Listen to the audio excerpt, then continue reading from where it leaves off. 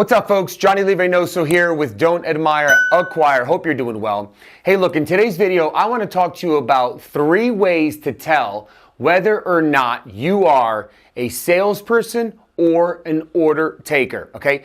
Big difference between a salesperson or an order taker. All right, let's get started. I'm Johnny Lee Reinoso, and this is Don't Admire, Acquire. Okay, so are you a salesperson or are you an order taker? Which one are you? This video really stems from a conference call that I had with a group of people, with a sales leader, with their team. So the way their structure works is like this. There's a sales manager.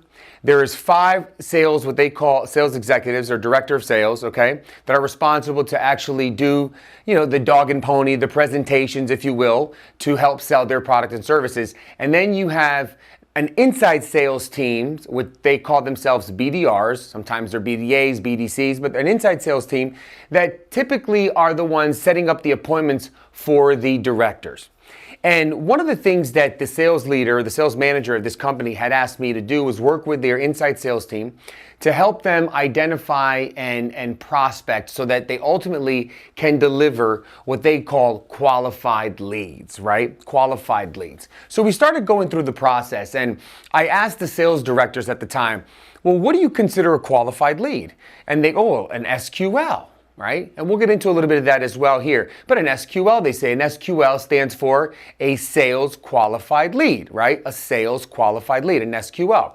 And some people were, yeah, that's what we want. We need a sales qualified. And I was like, well, obviously the acronym's been around. I understand what it means. And I said, but there's many different, in my opinion, variations of what an SQL is.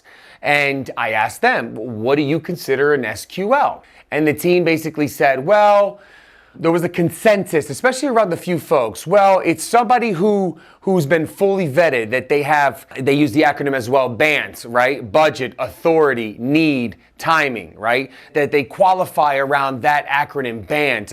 Somebody who has the authority to write the check and has the need. Somebody who at least understands our product. So there's many different variations. Some people said, so long they have a product and an understanding of what our product and service is, and they want to talk more, that's a qualified lead for them. Some other folks say, well, no, they have to have BANT, as I just said, budget, authority, need, and the timing is right. Some other folks said, well, so long they are the key influencers and they can make a decision as well, and they're interested in buying something from us this year or this quarter. So there are many different things that people were throwing back at me. The interesting thing is the ones who were talking about all of this, especially the ones who were truly defining it to the T.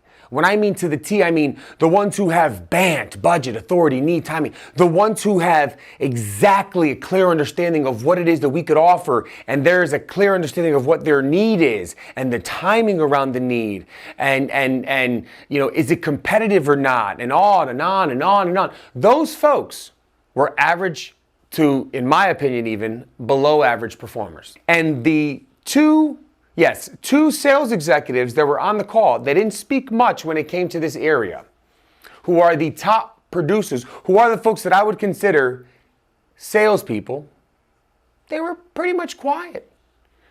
And it only wasn't until the end of the call when I pointed at them and said, hey, you, Jeff, you, Mary, can you guys explain to me, obviously you both are been with the organization for a while, you understand what it is that you all bring to market, and you also know, who is a buyer of your services. Can you explain to me what a qualified lead is?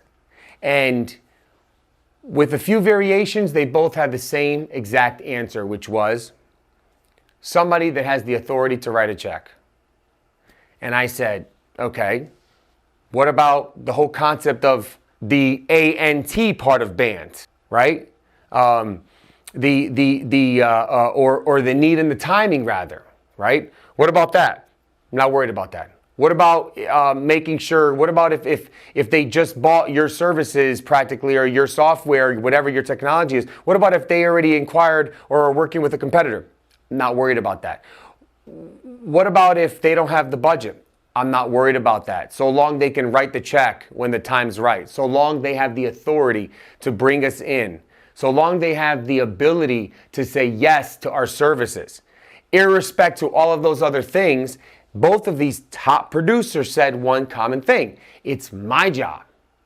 It's my job to make sure that I create the sense of urgency. Let me say it again, that I create the sense of urgency, that I persuade that prospect to take action so ultimately they can buy sooner than later. They can actually start to taste and feel and see and experience what it is that we could do sooner rather than later. Okay? And I love that, because that summed up the call and allowed me to then transition and talk to what was so-called directors of sales and get them interested, or get them rather focused and refocused on what it is that they need to do when they get on the phone with these prospects that ultimately have the authority but might not have the immediate need. But it's your job to pull that out, right? So let's get into the three things that you need to ask yourself, 3 questions, 3 characteristics that ultimately define you as being an order taker and not a salesperson. Number 1, you do not prospect. Most order takers cringe at the idea of having a cold call, pick up the phone, even follow up. You're afraid.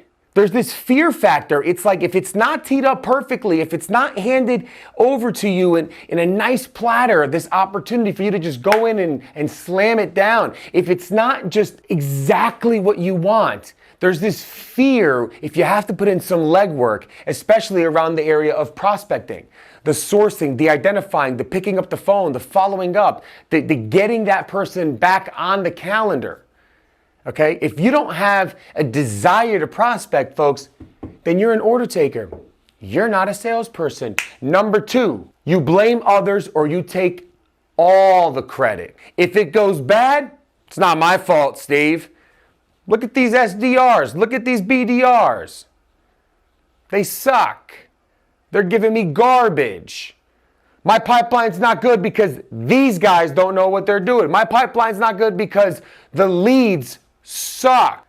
Well, screw you, the leads suck. Pick up the phone and call somebody that doesn't suck and get them interested then. Because aren't you a salesperson, or are you just, would you like ketchup with that, an order taker? Okay? Think about this, folks. Think about this. Okay? If week over week you end your week frustrated because you don't have a decent pipeline, recognize that you're waiting for somebody to come in and place an order rather than go out and hunt, which is what salespeople do. Point number 3. I mentioned this earlier and I'm going to drill this down again. You only want SQLs. You only want sales qualified leads. You only want these qualified leads that have the budget, that have the authority, that have the need, that have the timing. Let me get this straight. Most directors of sales or sales leaders that I know make way in the 6 figures, okay? For most of the companies that I've worked with and consulted with, done sales training with, and even here at C-Level Partners, my other firm where we do a lot of sales development work and help companies grow their business by way of generating opportunities. Most of the sales leaders that we work with, they make way into the 6 figures, anywhere between $150,000 to $1 million even a year selling their product or services. Okay, plus. The inside salespeople, they do a ton of hard work. They do very well. Some of them make, again, way into the 6 figures. But most of the time, they're not making as much as the director of sales, the head of sales, the outside sales rep. They're not making as much most of the time, okay? And you know who you are, and you know I'm not here to sugarcoat things. I'm being very clear to you. And I'm hoping that both the inside salespeople are listening to me so that you have the desire to become that outside rep and crush it, okay? Because if you have that DNA as a true salesperson and you know how to prospect, trust me, you're going to win it when you're out there, okay? Number 1. Number 2, if you're a quote-unquote salesperson, a sales leader in your company, then you need to listen to this because this is not right. It doesn't make sense and it's frustrating, especially somebody for myself looking into these organizations and seeing what people are expecting rather than working hard for and going out and acquiring. So you're out there, you're a rep, you're getting these leads, you're making the highest percentage commission, the highest overrides on these engagements or these projects or this technology that's being sold.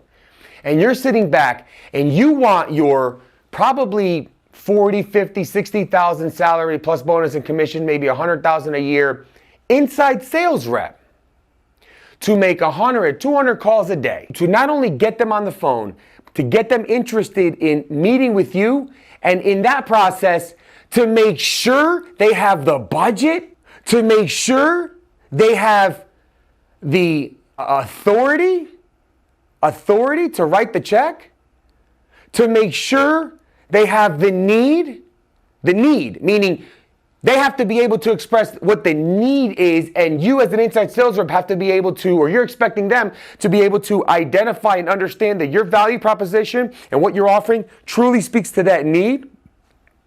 And you also want them to identify the timing. Is that what you want? Then why the hell is that lead going to you? If that inside salesperson is able to identify budget, authority, need, and timing, folks, I got news for you. They're the salesperson. They're the closer. They just got to carry that thing to the finish line. If they hand you over somebody that has budget, need, timing, authority, and all the beautiful things that you so-called want, you, Mr. or Mrs. Salesperson out there, then you should be ashamed of yourself to get that, close it, and try to go out and ring the bell and accept nothing but gratitude and be filled with compliments when you quite frankly didn't do anything. All you did was take the order. That's all you did. That's like somebody walking me into a restaurant, sitting me down. I place the order. Okay, I want a Philly cheesesteak. Can I get a side of fries and a Diet Coke? And the waiter goes, yes, I just generated $30 in revenue for our restaurant. And somebody going, he just placed an order.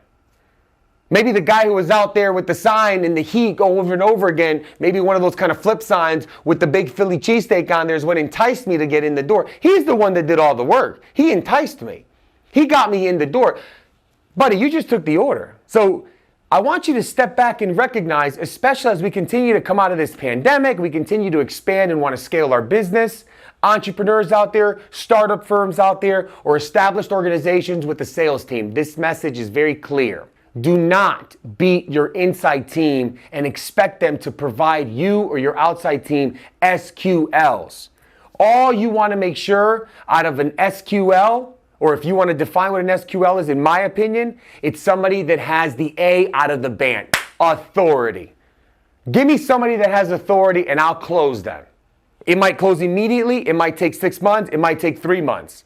But I'm going to work that person through and through, because if I know they can spend my kind of money, if I know they can write a check for my kind of services, I'm not letting them go.